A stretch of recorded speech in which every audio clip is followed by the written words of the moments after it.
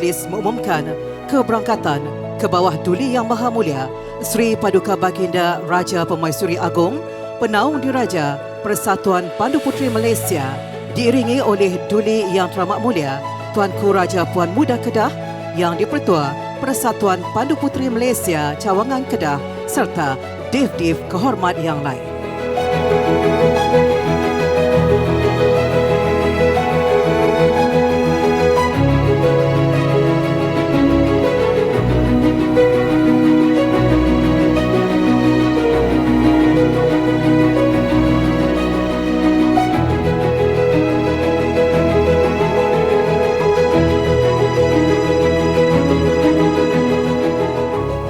Pandu Puteri Malaysia bukan sahaja menjadi platform pembangunan diri, tetapi juga memainkan peranan penting dalam menyamai nilai-nilai perpaduan, empati dan kepedulian sosial.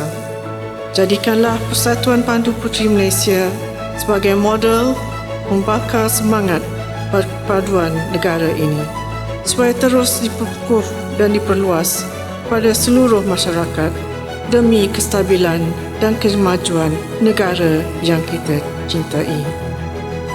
Inilah masanya generasi baru bersedia memimpin dan menyumbang secara aktif dalam pelbagai lapangan kehidupan yang tidak kurang cabarannya, seiring dengan kepesatan kemajuan teknologi dan kecerdasan buatan atau AI.